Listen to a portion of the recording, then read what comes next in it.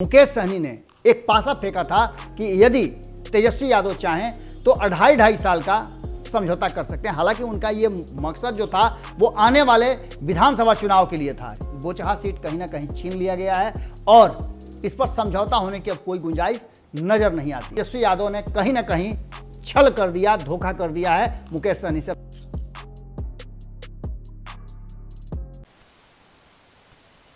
नमस्कार, ये आपका भारत लाइव है और जैसा कि हमने आपसे वादा किया था कि खबरों का सिलसिला यहाँ कभी नहीं रुकता। बिहार की राजनीति से एक बड़ी खबर आ रही है और ये बड़ी खबर है मुकेश सहनी, भारतीय जनता पार्टी, नीतीश कुमार और तेजस्वी यादव को लेकर के।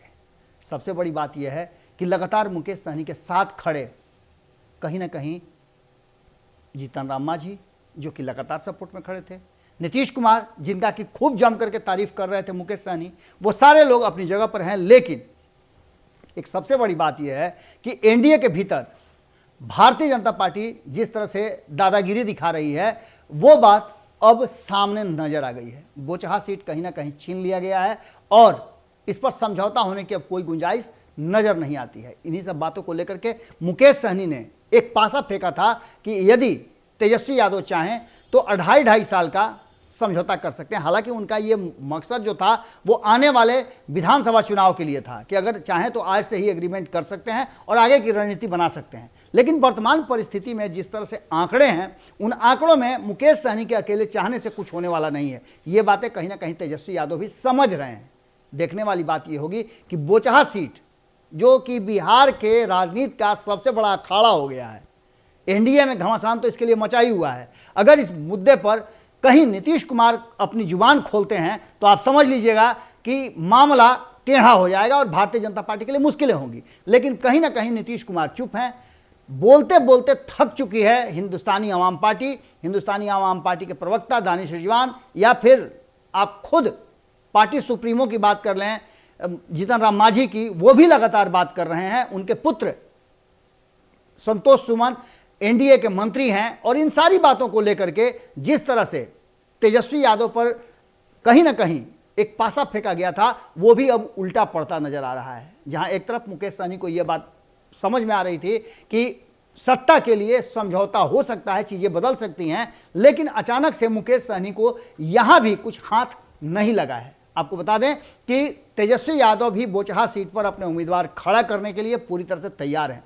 मुकेश सहनी को लग रहा था कि कहीं ऐसा ना हो कि भारतीय जनता पार्टी के साथ मुकेश सहनी का 36 का आंकड़ा होगा तो उन्हें सपोर्ट राष्ट्रीय जनता दल से मिलेगा। लेकिन महागठबंधन में तो अपने घमासान मचा हुआ है। आपने देखा कि किस तरह से एमएलसी चुनाव को लेकर के आपस में सामंजस्य नहीं बना और कांग्रेस के साथ टसन शुरू हो गया है। जिस तरह से 23 सीटों पे अपने उम्मीदवार उतार करके तेजस्वी यादव ने साफ संकेत दे दिया है कि महागठबंधन में वो कांग्रेस को उसके हिसाब से नहीं चलने देंगे।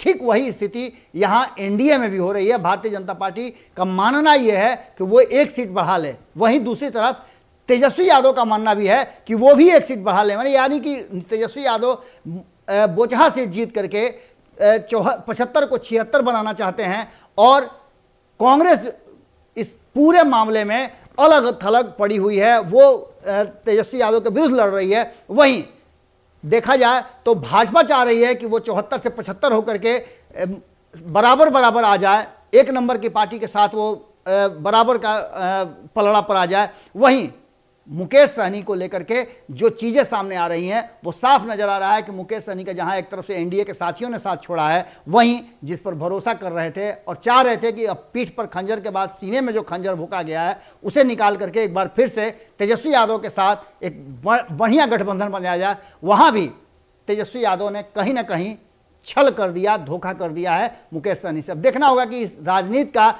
जो नया अवतार हुआ है या कहा जाए कि पासा फेंका जा रहा है, यह पासा किस करवट बैठता है और बिहार की राजनीति किधर जाती है। जुड़े रहिएगा भारत लाइव के साथ, खबरें लगातार जारी है।